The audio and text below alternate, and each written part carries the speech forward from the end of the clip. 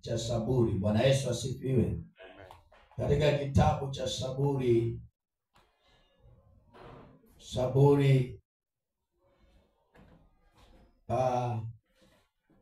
tutasoma Zaburi mlango wa kwanza, lakini nilikuwa nataka tusome Mathayo mlango wa 5 mstari wa 8. Haleluya. Nafundisha juu ya utakatifu, kwa maana utakatifu ndio unafanya tunamuona Mungu. Bwana Yesu asifiwe. Guza jirani yako na mwambie utakatifu ndio unafanya tunamuona Mungu kwa maisha yetu. Haleluya. Amen. Umefika Mathayo mlango wa 5 mstari wa 8. Amen. Amen. Mathayo mlango wa 5 mstari wa 8 nasema hivi. Heri wenye moyo safi. Heri wenye moyo safi, maana hao watamuona Mungu. Heri walio na moyo safi, maana hao watamuona Mungu. Bwana Yesu asifiwe. Hawezi ona Mungu ukiwa wewe haujajiweka maisha ya utakatifu. Ni ngumu sana. Bwana Yesu asifiwe. Tuliona Sunday Isaiah analia akisema, ole wangu, kwa maana nimeangamia. Nimekuwa mtu wa midomo michafu. Nimekuwa mtu ambaye hawezi tumika. Mimi ni nabii, lakini yale ninayoyatenda yako kinyume. Bwana Yesu asifiwe. Na ndipo akaona malaika akichukua kaa la moto kutoka kwenye madhabahu ya Mungu.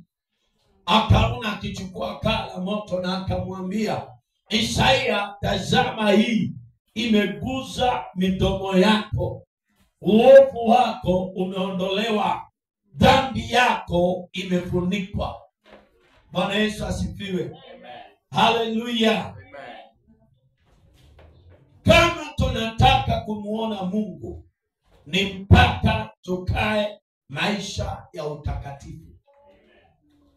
Haleluya.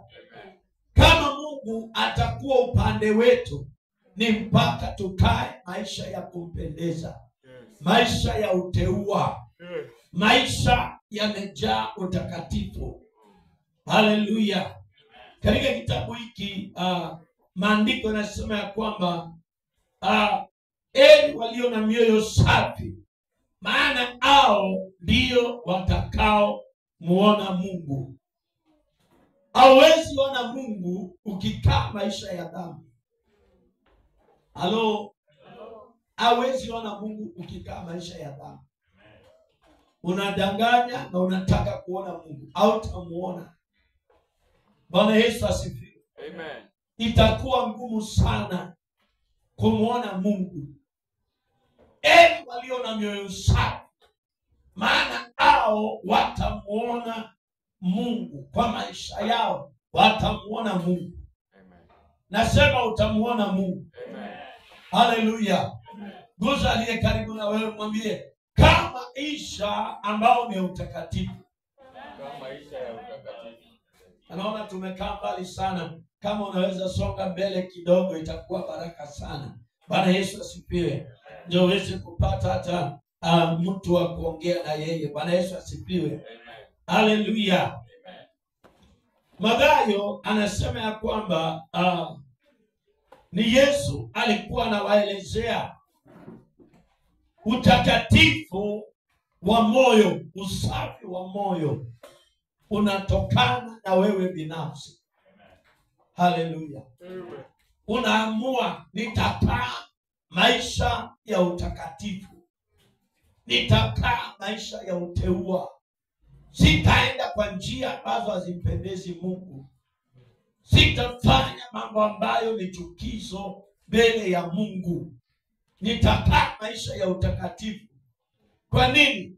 Kwa maana Mungu anajua walio wake, anawajua. Na anawajua kwa sababu gani? Kwa ajili ya kujiteua, kwa ajili ya kujitenga na dhambi.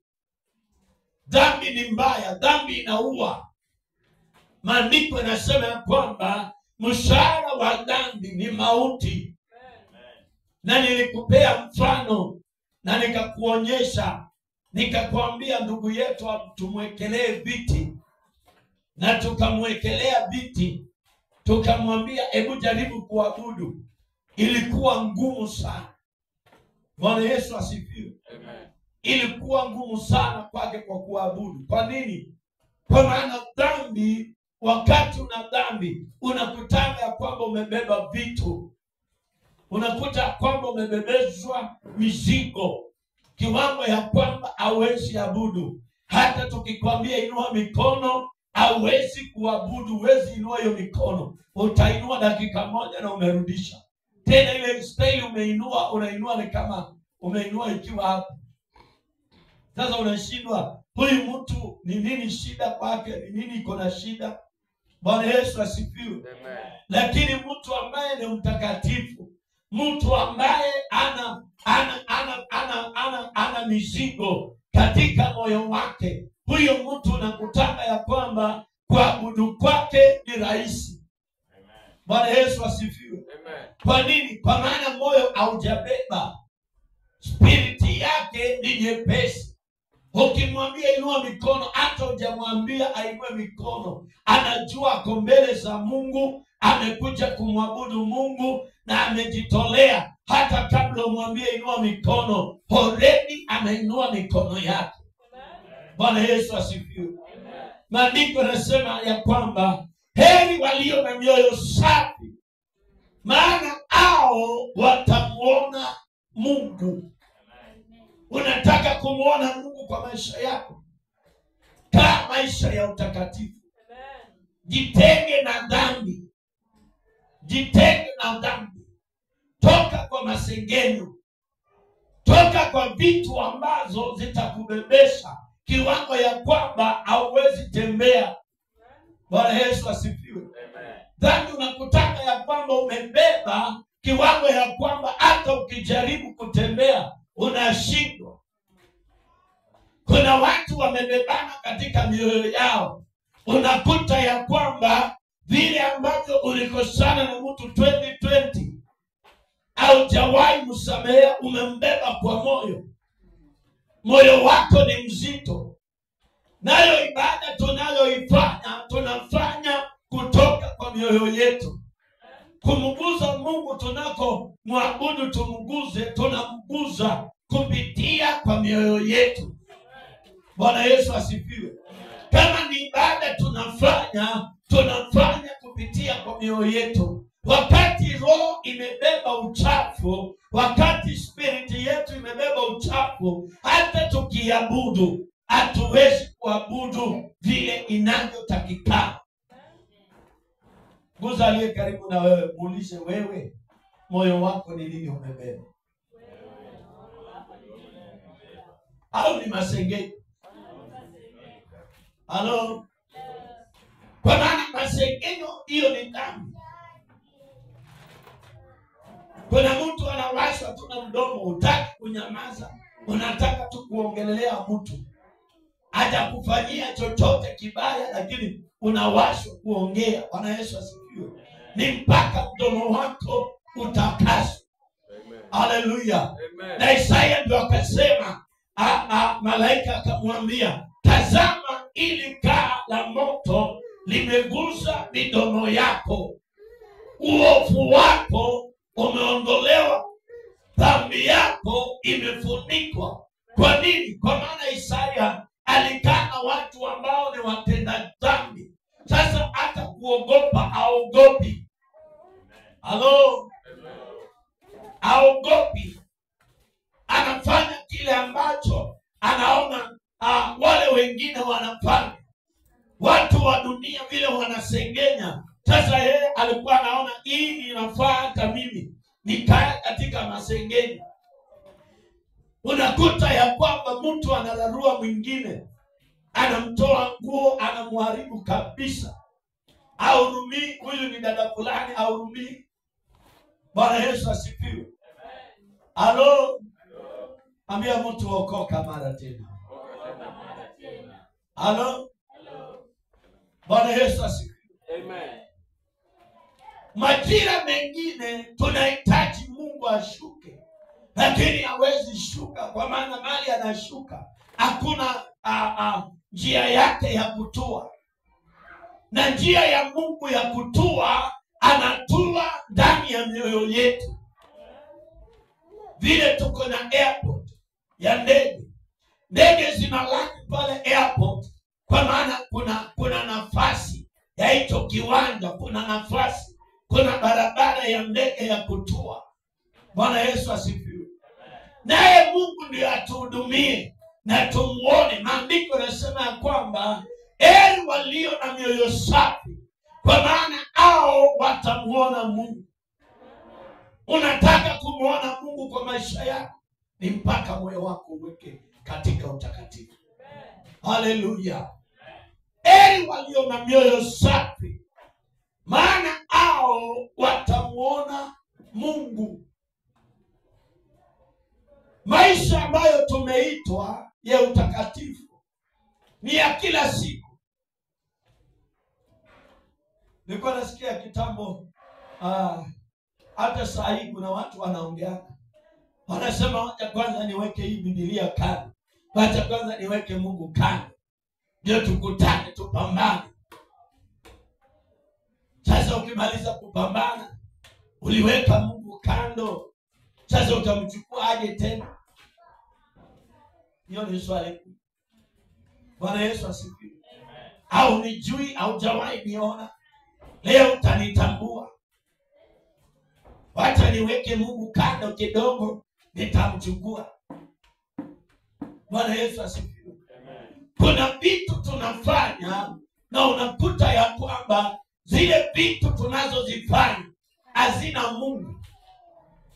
Tumekaa maisha ya dhambi, na kweli tunahitaji Mungu aonekane katika maisha yetu. Hataweza kuonekana katika dhambi. Bwana Yesu asifiwe. Amen. Na ndio Elia aligundua, akajua hao manabii wa Baali hawawezi kusimama kuitisha moto ishuke, kwa maana wao ni wenye dhambi. Ni ngumu sana kwao kuweza kuita moto ushuke, kwa maana wao ni watenda dhambi. Aligundua na akajua, nitawaita ndio tujue Mungu wa kweli ni nani. Sasa leo ninataka tumuite Mungu ambaye atakayejibu kwa moto. Sasa huyo atakayejibu kwa moto, huyo ndio tutajua ni Mungu wa ukweli. Amen. Na akawaambia, toeni sadaka yenu. Wakatoa ng'ombe, wakapeana, wakampea hata Elia. Na walipotoa wakaanza kuitana. Elia aligundua katika uwepo wa Mungu na katika utakatifu hakuna pepo yoyote inaweza kupewa chochote na Mungu. Alijua hawa ni watenda dhambi na wamenyanyasa watu katika mji huu, na akajua kwa ajili wao ni wenye dhambi, hata wakiomba nini hakuna kitu kitatendeka. Halo. Kwa hiyo tunataka tumuone Mungu, ni mpaka tuishi maisha ya utakatifu. Haleluya. Bwana Yesu asifiwe. Guza aliye karibu na wewe, mwambie kaa maisha ya utakatifu. Mdomo yako isikuwe ya kukimbia kuongea vitu. Halo. Bwana Yesu asifiwe. Kwa nini? Kwa maana tunataka kumuona Mungu. Tuko katika kitabu cha Mathayo mlango wa 5 mstari wa 8. Heri walio na mioyo safi, maana hao watamuona nani? Utamuona Mungu. Hebu peleleza moyo wako, umekaaje na Mungu? Ushirika wako na Mungu umekuwa vipi? mwenendo wako na Mungu umekuwaje? Au wewe ni mtu tu ukikaa unasikia unawashwa mdomo wako kuongea yasiyofaa, unawashwa kuongea yasiyokubalika, unawashwa kuongea yasiyo na maana ya kuharibu moyo wako. Kuna mambo tukiongea hayo maneno kutunajisi. Kiswahili ni ngumu. Bwana Yesu asifiwe. Amen. Yanatuchafua, yanatupaka uchafu. Bwana Yesu asifiwe. Haleluya. Na unakuta ya kwamba kabisa tunahitaji Mungu katika maisha yetu. Tunahitaji Mungu katika hii safari. Lakini kwa ajili ya kukaa maisha ya dhambi, hata tukimuita hawezi kuitika. Kwa nini? Kwa maana sisi already tumekaa maisha ambayo ni ya kawaida. Tumekaa kama watu wa dunia. Haleluya. Amen. Bwana Yesu asifiwe. Amen. Tunahitaji kumuona Mungu. Tunahitaji tuone Mungu wako. Yes. Tunahitaji tuone Mungu wa pastor. Tunahitaji kuona Mungu wa Pastor Eli. Tunahitaji kuona Mungu wa Mama Msoo. Haleluya. Wakati tumekaa katika utakatifu, tutaona Mungu. Bwana Yesu asifiwe. Amen. Elia alijua hii jambo la kuitisha moto si jambo rahisi. Ni mpaka iitishwe na mtu aliye na ushirika na Mungu, na akajua kama nitashinda au manabii wa Baali, kama nitawashinda ni kwa ajili ya utakatifu. Haleluya. Bwana Yesu asifiwe. Na akatambua, akajua dhambi ambao wako nazo, hata wakiomba, hata wakifanya nini hizo miungu zao, hawawezi kufanya chochote. Dhambi inazuiliana mtu kiwango ya kwamba hawezi itisha kitu chochote. Bwana Yesu asifiwe. Haleluya. Hebu nikuonyeshe tena, nikurudie tena. Nataka hii kitu ingie kwa moyo wako. Bwana Yesu asifiwe. Haleluya. Sijui nitatumia nani, mwenyewe kuja tu. Kuja tu. Bwana Yesu asifiwe. Ndugu yetu Ambrose kuja. Nataka tubebeshe mwenizi viti. Chukua hizi mingi kidogo. Haleluya. Bwana Yesu asifiwe. Wacha nikuonyeshe dhambi vile inafanya mtu. Dhambi, ukiwa na dhambi katika maisha yako, shikilia mweni. Chukua uwekelee. Wewe ni msichana na uko na nywele. Oh, asante. Nataka umpe zingine. Nataka uchukue zingine kadhaa. Nataka tu mbebeshe katika maisha yako. Mbebeshe mkono, mbebeshe. Ngine hata mpe ashike na mdomo. Ndio tuone vile itakuwa. Bwana Yesu asifiwe. Usikuumize. Amen. Mweke ingine hapo mbele. Ingine hapo mbele. Mweke ashike. Leta hapa kwa uso wako mwenyewe. Hivyo. Bwana Yesu asifiwe. Amen. Sasa mtu akiwa na dhambi anafanana hivi. Wakati uko na dhambi, tukikwambia sasa inua mikono, nataka tuabudu Mungu. Inua mikono mwenye, nataka uinue mikono. Inua mikono yako kabisa. Oh, inua mikono. Hatuchezi. Anainua kweli? Hapana. Hawezi inua. Kwa nini hawezi inua? Kwa maana ndani yake sasa dhambi zile ako nazo hazimstahili na hazimpei nafasi ya kuweza kuinua hizo vitu. Dhambi zinafanya unakuta ya kwamba inua mikono tumwabudu Bwana, hawezi inua. Ukimwambia piga magoti hawezi piga. Juu mbele amebeba, kando amebeba, juu amebeba. Amejaa uovu, amejaa masengenyo, amejaa tabia mbaya, amejaa ujeuri, ana kiburi, ako na kila aina ya dhambi ako nayo ndani ya maisha yake. Hata ukimwambia shuka ukae chini hawezi kaa. Juu lazima ajisupport na miguu, asupport pia na mikono ndio aketi chini. Bwana Yesu asifiwe. Sasa wakati tuna dhambi, unakuta ya kwamba tumebebana hivi, Mungu hawezi onekana. Hata ukimwambia jaribu kuomba 2 hours hawezi omba. Kwa nini? Kwa maana already amebeba. Anasikia anachoka, anasikia moyo wake ni mzito. Kwa hivyo dhambi inafanya tunalemaa. Dhambi inafanya ule mtu wa ndani badala ya kukua anakuta kwamba ana nafasi ya kukua, ana nafasi ya kunyongwa tu, anafinywa mpaka anadidimia. Halo, ambia aliye karibu na wewe, dhambi ni mbaya. Bwana Yesu asifiwe.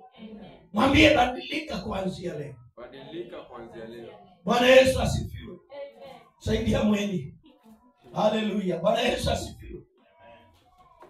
Sasa ukimuuliza anaishi gani, atakwambia amechoka. Bwana Yesu asifiwe. Amechoka kwa nini? Kwa ajili ya mzigo ambao amebeba wa dhambi.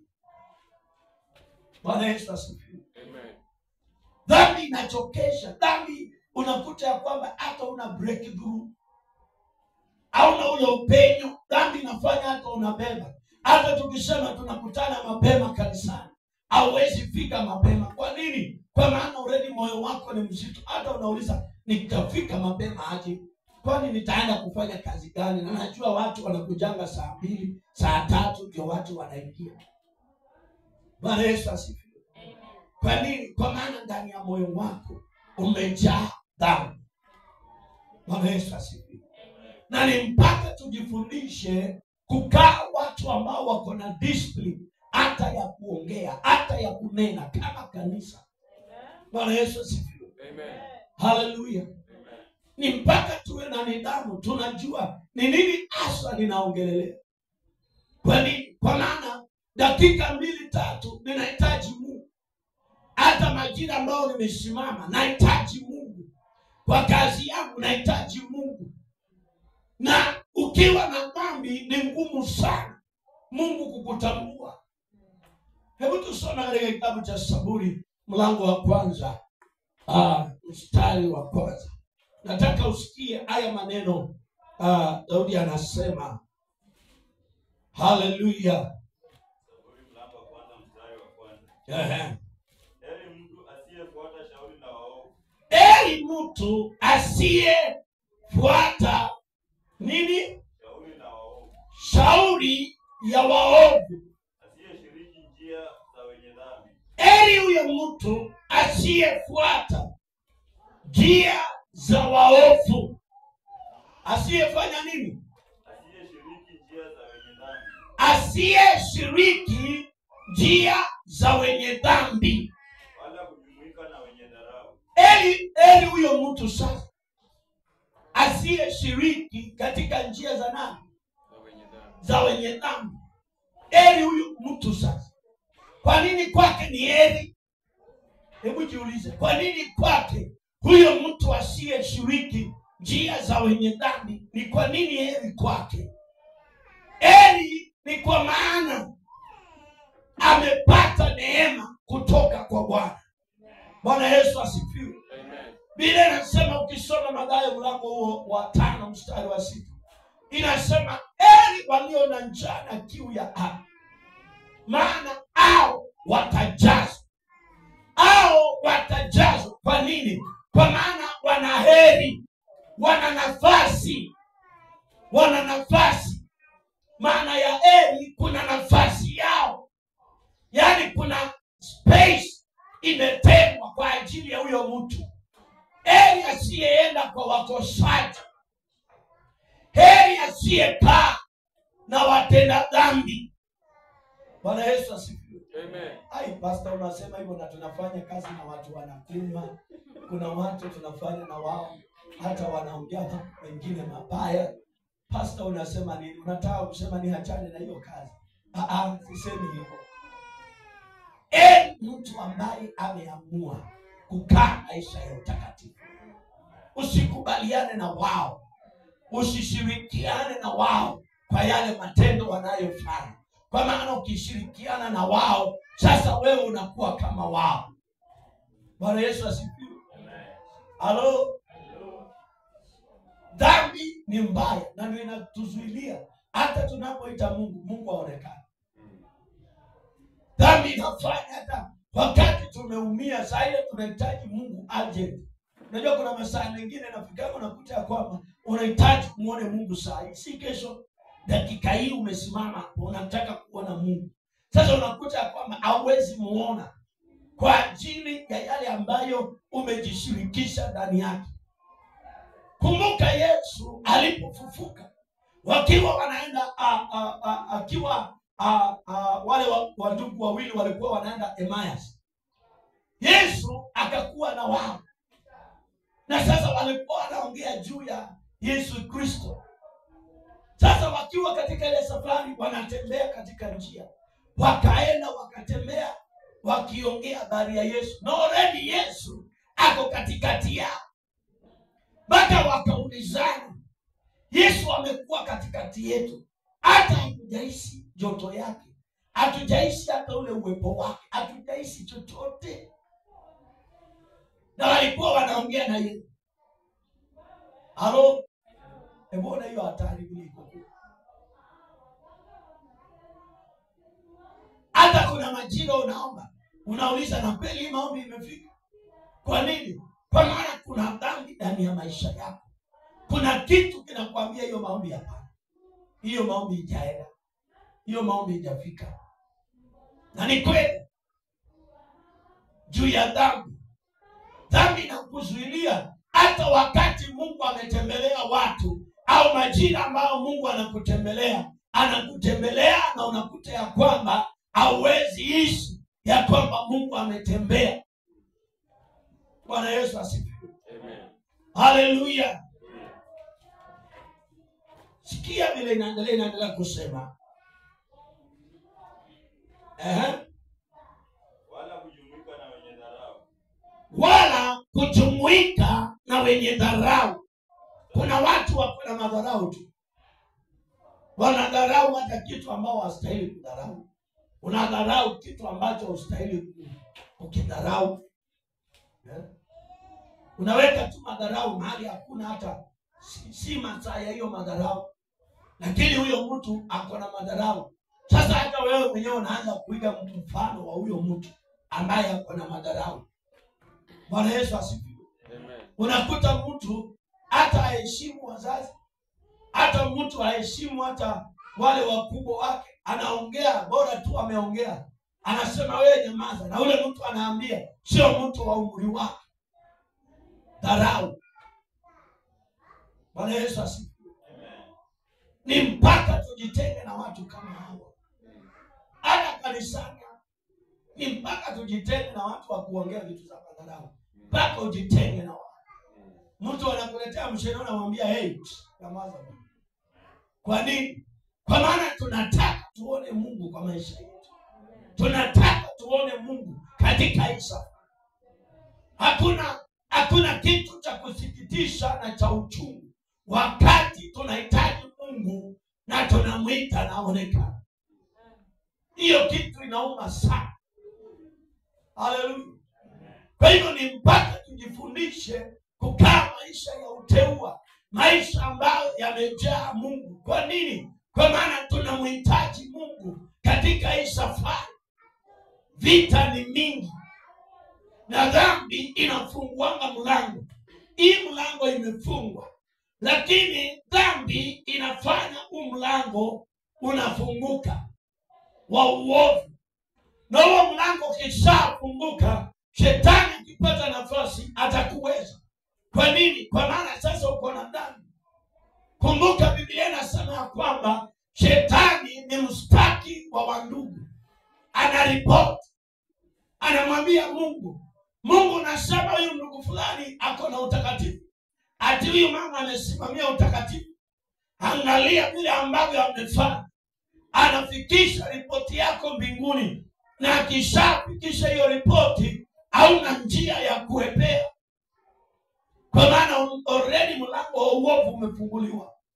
Na Biblia inasema ya kwamba walio waovu baba yao ni ibilisi. Au wakosaji au watenda dhambi baba yao ni ibilisi. Kwa hivyo ni mpaka tujifundishe kukaa maisha ambayo yanakumcha Mungu, yanakuogopa kwa ajili ya Mungu, maisha ambayo hata ukiketi hivi hakika unasema nimekuwa kwa ibada. Kwa nini? Kwa maana nimeishi uwepo wa Mungu. Halo. Sina, kuna wakati unakujaga kanisani unatoka unasikia ni kama unauliza pastor, hiyo ibada imeisha kwa nini? Kuna kitu umewahi experience kama hiyo? Unajua kwa nini kinatendeka hivi? Kwa maana already moyo wako ni msafi, hauna kikwazo na mtu, hauna kubebana ndani ya moyo wako, hauna vikwazo. Hata ukiabudu unainua tu mikono, unasikia uwepo wa Mungu unakushukia. Unasikia tu unatamani kuabudu. Kwa nini? Kwa maana utakatifu sasa uko ndani yako. Bwana Yesu asifiwe. Bali mfurahia sheria ya Mwenyezi Mungu. Sasa huyo mtu ambaye hatendi dhambi, huyo akai na watu ambao ni wa mzaa au watu wa madharau, akai na wao. Sasa huyo mtu sasa furaha yake iko katika kufurahia njia za Mungu. Anatafakari tu ya Mungu usiku na mchana. Anatembea, anatafakari tu ya Mungu. Anaketi, anatafakari tu ya Mungu. Kwa nini anatafakari? Kwa maana moyo wake ameupeana kwa Mungu. Masaa yake mengi ya kuongea, aongelelei watu, aongei juu ya mama Mso, aongei juu ya Mweni, aongei juu ya Irina, aongei juu ya Ambrose, aongei juu ya Baba Gabriel, aongei juu ya secretary, aongei vitu kama hizo. Aleti vikwazo, aleti vita. Haleluya. Amen. Furaha yake iko katika Bwana. Kwa nini furaha yake iko katika Bwana? Kwa maana anajua moyo wake uko salama na Mungu. Haja tu nikuulize tu swali. Wewe wakati ulikuwa mtoto, hata saa hii uko na watoto, saa ile ule mtoto amekosa, anakukaribia kweli? Hawezi kukukaribia. Juu labda aliambiwa na mama, baba yako anakuja, atafika. Sasa ukifika, anakaa ni kama ako nje, ni kama hataki story, au anajifanya amelala. Anajaribu means zote za kujificha. Biblia inasema katika kitabu cha Mwanzo, Adamu na Hawa walipokula ule mtunda katika uliokuwa katikati ya shamba, walijificha na wakagundua wako hawana nguo, wakajificha. Na ilikuwa masaa ya jioni ikifika, Mungu alikuwa anashuka kwenye shamba la Edeni. Wanakuwa na ushirika na Mungu. Wanakuwa na ushirika wa kuongea. Mumeshindaje? Kumekuwa haje? Wanakuwa na ibada.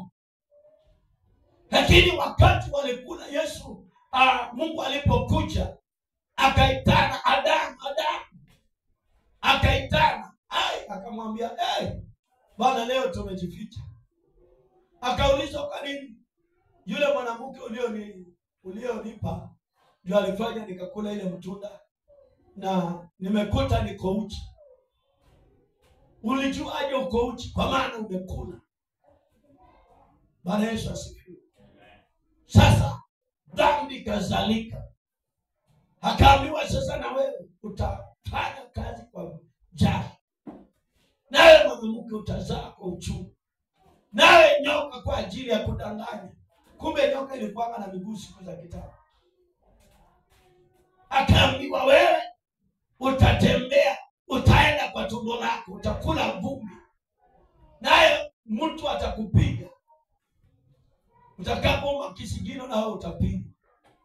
Dhambi inazaa maovu, lakini utakatifu unazaa wema. Bwana Yesu asifiwe. Haleluya. Amen. Bwana Yesu asifiwe. Amen. Ambia aliye karibu na wewe, kaa maisha ya utakatifu. Kuwa ndugu wa ndugu yule mwingine kumulinda. Haleluya. Amen. kuwa mtu wa kulinda yule ndugu mwingine. Sasa huyu mtu ambaye asienda kwa njia ya wakosaji, sasa furaha yake iko katika njia za Bwana. Anatafakari juu ya Mungu usiku na mchana. Haleluya. Anatafakari juu ya Mungu usiku na mchana. Amen. Halo. Anatafakari njia za Mungu ni usiku na mchana. Analala tu anauliza nitafika saa ngapi kwa ibada? Amen. Nitafika nimemwabudu Bwana. Nitafika ni kumtukuza Mungu. Masaa ya sifa itafika saa ngapi? Moyo wake unabubujika, una furaha kwa ajili ya utakatifu. Una furaha kwa ajili ya kuona kazi ya Mungu ikisonga mbele. Anatafakari nitafanyaje kwa ajili ya kumtumikia Bwana. Nitafanya nini impendeze Mungu, ibada yangu ikubalike? Nitafanya nini? Kwa maana moyo wake kuna furaha. Mtu ambaye ako na utakatifu anafurahia. Kwanza akisikia tunawaka kusema anasema sipue kesho asubuhi, sifanyike jioni. Yaani uko na badi, uko na kutafakari ni njia gani nitafanya watu waokoke. Ni nini nitafanya nione watu wakikuja kwa Mungu. Ni nini nitafanya Mungu apendezwe akiwa mbinguni. Anatafakari, anasoma neno, hakilala anatafakari juu ya Mungu. Haleluya. Moyo wake unatetemeka kwa ajili ya Mungu.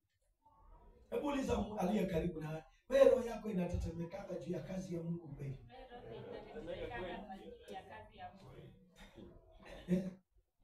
Hata anakuambia anasukuma.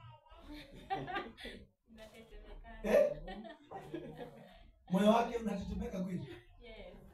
Bwana Yesu asifiwe. Haleluya. Huyo ni mtu ambaye anatembea katika njia za utakatifu. Huyo mtu huwezi ng'ang'ana na yeye. Hauwezi. Wewe unamwambia tufike mapema, alishafika. Unamwambia unajua kesho tunataka kufanya hii kwa ajili ya Mungu, ako hapo. Amejicommit. Kwa nini? Kwa maana moyo wake unafurahia katika njia za Mungu. Moyo wake unapendezwa na kazi ya Mungu. Moyo wake umelala katika njia ya kumpendeza Mungu. Ana jambo lingine. Lakini mtu wa mshene, mtu wa mshene wachana naye. Anataka haribu hii. Hata hii kwa nzuri anataka avute hii. Anataka hata hii anaona inaendelea, anataka. Kwa nini? Kwa maana kazi yake ni hiyo. Nayo hauwezi kumuona Mungu. Bwana Yesu asifiwe. Amen. Hauwezi kuona Mungu. Na kwa hiyo mtu wamewaka. Kwa maana kama unaharibu kazi ya Mungu, kama utabadilika, kuna mshahara wako. Kuna mshahara. Kama kwa huyu mwenye haki ako na mshahara wake wa kufurahia na kutafakari kazi ya Mungu ikiendelea mbele, anafurahia, anacheka, anafurahia na Mungu. Roho yake inampendeza Mungu kwa ajili ya kutafakari uzuri wake. Basi hata huyu mkosaji ako na kazi zake, ako na mshahara wake. Sikia sasa vile Mungu anasema. Huyo ni kama mti uliopandwa kando ya vijito. Sasa huyo mtu ambaye anakaa katika njia za Mungu, sasa anafananishwa ni kama mtu aliyepandwa kando ya mto wa maji.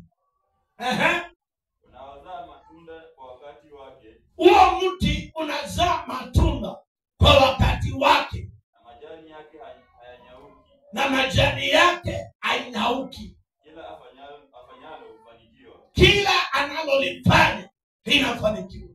Huyo mtu ambaye sasa anakaa katika utakatifu, anataka kuona progress ya kazi ya Mungu, anataka kuona maisha yake yameinuliwa na Mungu. Sasa huyo mtu maandiko yanamfananisha ni kama mtu aliyepandwa kando ya mto ya maji, ambao mahali hakuna dryness, hakuna drainage. Amepandwa mahali ambapo saa yote ana majani, ameweka matawi, ameweka matunda. Kuna mahali tulipita na pande ya wiki, tulishangaa avocado imezaa, ina maua, iko na avocado zimefika, iko na avocado zingine zinaendelea kugrow, kuna avocado zingine zinaendelea kuumbika. Mpaka tukaulizana mtunda ni wa aina gani? Halo? Una matunda already yanakuliwa. Una matunda yengine hiyo wiki ingine utachuna uweke ukule. Kuna mengine maua already yamejaa, yanaendelea kuzaa. Bwana Yesu asifiwe. Kwa yule mtu anayependa utakatifu na kuona watu ambao wako chini wameinuliwa, huyo mtu anazaa mara 100. Unakuta hata wakati sio wa kuzaa, una matunda ndani ya maisha yako. Ukiekelea mtu mkono kama ako na kansa, unatangaza kansa ondoka, kansa inaondoka. Kwa nini? Kwa maana ndani yake kuna matunda, kuna kitu ndani ya maisha yake. Katika roho yake ina roho ambaye ni ya Mungu, inatangaza. Kama ni kuachilia, inaachilia. Halo? Hey, hebu fikiria ule mtu uliombea na akakataa kupona.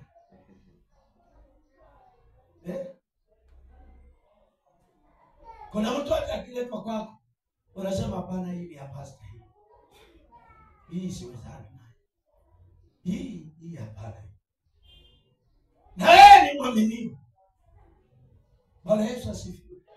Una Roho Mtakatifu, lakini unasema hapana, hii sijafika ile level. Ni sawa, kuna hizo levels. Lakini maisha yako ukichunguza ndani ya moyo wako, unaishi aje na Mungu? Ushirika wako na Mungu uko vipi? Kutembea kwako na Mungu uko vipi? Halo? Unatembea aje na Mungu? Unakaa aje na Mungu? Ndani yako kuna hukumu. Unatenda kitu hivyo, unasikia roho yako inahukumika. Kuna hiyo kusense katika moyo wako, unahukumika. Kuna hukumu ndani ya moyo wako, unasikia hii nimefanya, hapana. Hii hapana, hii singefanya. Kuna ile kukemewa kwa ndani, unasikia hapana.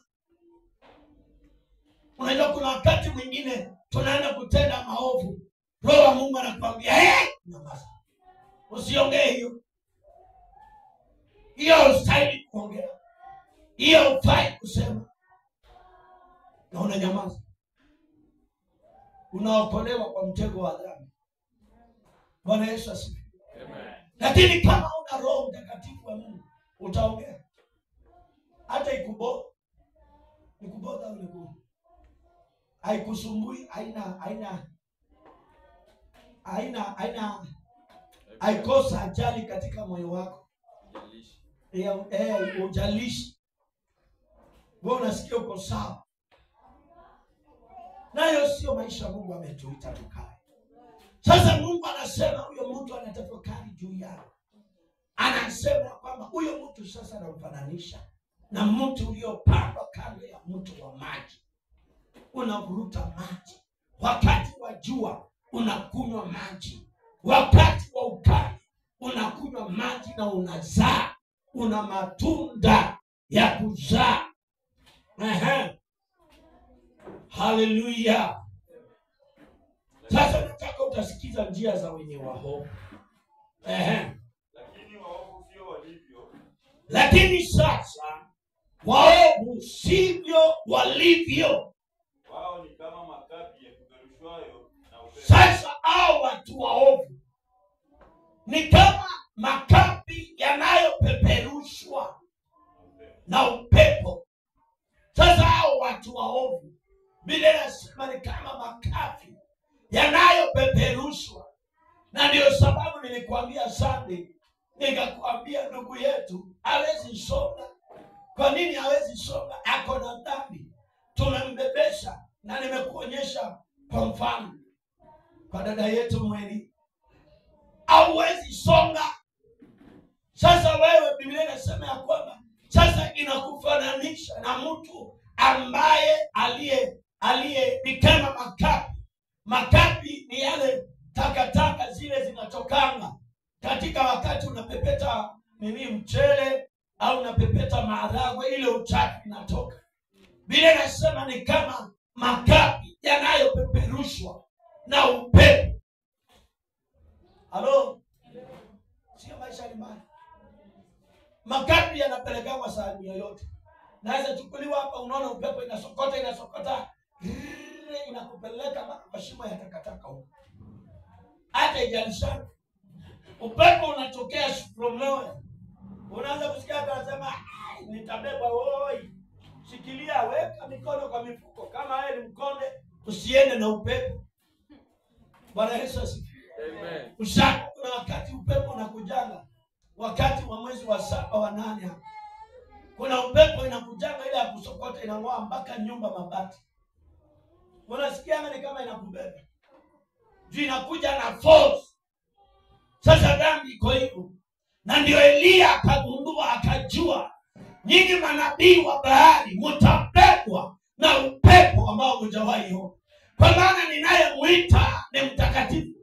Nami nimesimama mbele zake katika utakatifu. Ninajua nyinyi ni wakosaji na mtapata chochote kutoka kwa Mungu. Sasa upepo nitakaoitana, nitaita moto, na moto ukishuka, upepo ambao ni wa kubeba makapi utawabeba, mtasomwa na mtaisha na mtaishi tena. Alijua hawa ni masaa na madakika. Aliangalia akaona masaa ya ibada, masaa ya saa 9 aliyekuwa anafanya ibada yamefika. Akachukua mawe 12 ambayo yanawakilisha Israeli, akayaweka hayo mawe, akayapanga na akasema ya kwamba choteni maji sasa. Baada ya kuweka ile dhabihu, choteni maji, mwageni ndani ya hii dhabihu. Ndio muone kuna Mungu anayesikia walio watakatifu. Mungu anajua njia ya wenye haki. Najua leo ni kama nahubiri, ni kama siko kanisani. Hata haleluya, subirie Yesu makofi. Bwana Yesu asifiwe. Haleluya. Akagundua, akajua masaa ya ibada imefika. Na akaitana, akasema, Bwana, sasa tunahitaji moto kateketeze dhabihu. Manabii wa Baali walijikatakata. Kwa nini? Kwa maana masaa yao ya utakatifu hakuna. Wameishi katika dhambi. Sasa Biblia nayo inatuambia Mungu, wale waovu ni kama makapi yanayopeperushwa na upepo, wanapelekwa sehemu yoyote. Ambia leo karibu na wewe, nitakaa maisha ya utakatifu. Ya kupendeza Mungu. Sitakwaza mtu. Haleluya. Kwa maana tukikwazana, kupotea kwa ndugu mmoja au kwa dada mmoja is very painful katika ufalme wa Mungu. Biblia inasema kwamba heri ya huyo mtu afungwe mawe na atupwe kule Lake Victoria, huko katikati, huko ndani, atupwe huko, azame huko, asifanyiwe hata ibada ya kuzika wafu. Ibada yake ifanyike huko baharini, azikwe na maji. Hebu jiambie mimi leo sitaongea maneno ya bure. Ya kuumiza mtu kwa moyo wa mtu. Ndio nisifananishwe na makapi yanaobebwa na upepo. Kuanzia leo Mungu nisaidie. Ninene maneno ya busara. Na maneno ya upendo. Nifananishwe na mti uliopandwa katika kijito cha maji, ambao unazaa matunda kwa wakati wake. Mungu nisaidie. Amen. Bwana Yesu asifiwe. Amen. Umesikia maombi? Umesikia hiyo maneno anasema hao waovu sasa hawafanani na yule mtu ambaye anatafakari juu ya mapenzi ya Mungu. Hawafanani kabisa. Hao watu ni wawili tofauti kabisa. Sasa ndio anasema hao watu ambao ni watakatifu, hao watu ambao ni watakatifu hawafanani na hao watu waovu ambao wanaketi kwa kusengenya, ambao wanaketi kwa njia ambazo ni za dhambi. Sasa hao watu hawafanani hata kamwe. Endelea. Kwa hiyo watu waovu wataanguka wakati wa hukumu. Kwa hivyo watu waovu wataanguka wakati wa hukumu. Wenye dhambi hawatakaa na kusanyiko la waadilifu. Sasa hao wakosaji wenye dhambi hawatakaa katika kikao cha watu ambao ni waadilifu, watu watakatifu. Hao wakosaji, hao watenda dhambi hawatakaa na watu ambao ni wenye haki, ambao wanafurahia kutenda mapenzi ya Mungu. Huyo mtu ambaye ni mkosaji, Mungu hataruhusu. Sasa ni Mungu hataruhusu. Na ndio unaona hata ukienda kazini wanasema na mkumbuke msiseme kitu fulani hapo hapa na ameokoka. Msiongee hiyo pastor hapo hapa. Kwa nini? Kwa maana Mungu sasa yeye mwenyewe ndio hataruhusu. Au unaongea maneno yangu? So unaenda mahali unasikia anasema mjue fulani hapo hapa, msiongee hiyo story. Msikwaze moyo wake. Mtu akijaribu kuhakisha sigara hivi, naambiwa bwana zima au tukutandike bwana.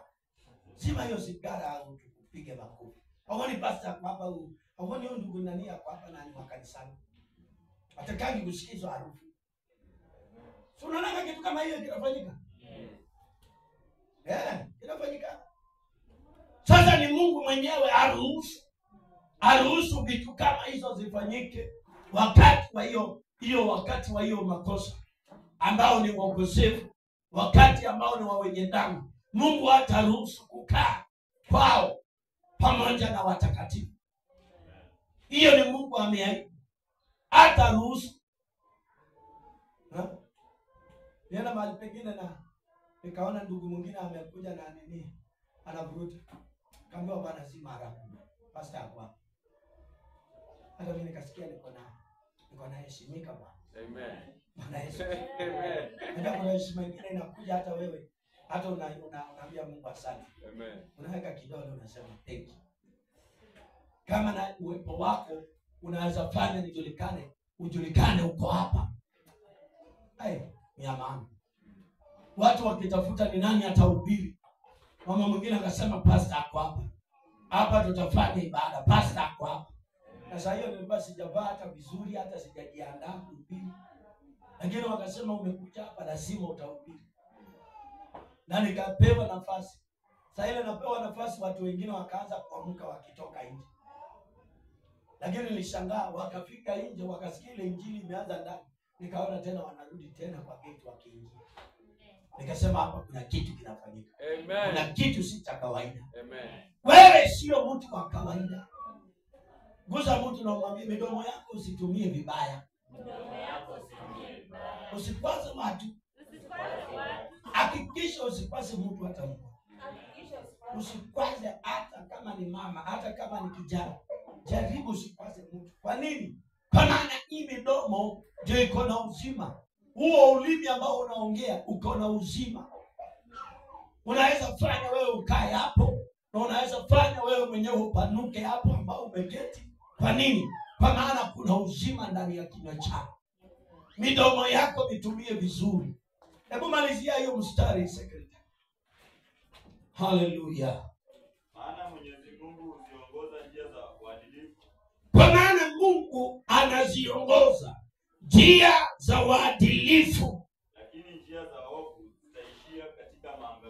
Lakini njia za waovu zitaishia katika maangamizi. Hiyo ni njia ya mkosaji. Bwana Yesu asifiwe. Halo. Sasa mtu ambaye anatenda dhambi, njia zake zitaishia nini? Katika maangamizi. Au tafaulu. Kwa nini? Kwa maana sasa njia zako zimepimwa, zimewekwa kikomo, zimewekwa full stop, imesimamishwa hapo.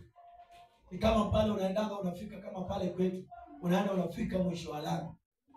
Unaweza toka, inakuonyesha kuna njia inavuka Dandora Laksana. Watu wengi wanakuja mpaka hapo. Anafuata map ile ya nini inaitwa nini? Anafuata hiyo GPRS. Anafuata hiyo. Inamleta, anakuja kufika hapo. Anaona barabara iendelee na hakuna mahali pengine inaendelea. Na ilikuwa inamuongoza vizuri, namwambia sasa hii ndio njia, twende hivi, tutafika hapo na utafika mahali ambapo unaenda. Sasa akifika hapo, inamuonyesha ni karibu na pale. Inasema ni hapa tu chini. Sasa anashimba na njia inaendea pande gani? Juu sasa mahali imefika ni ukingoni, hakuna njia. Sasa wakosaji njia zao zinafikana hiyo kikomo. Utaendelea lakini utafika mahali full stop. Hauwezi soka. Very dangerous. Ambia aliye karibu na wewe, badilika. Kuanzia leo, badilika. Hallelujah. So pigie Yesu makofi. Hallelujah. Amen. Naona saa zetu zimeenda na hatutaweza kuendelea kutoka pale. Bwana Yesu asifiwe. Amen. Ndio tusibebe wakati wa mtu mwingine. Hallelujah. Ambia aliye karibu na wewe, heri walio na moyo safi. Heri walio na moyo safi. Maana hao watamuona Mungu. Utaona Mungu. Kuna kitu umepokea asubuhi ya leo? Hebu nione kwa ishara tu. Kuna kitu najua Mungu ameacha.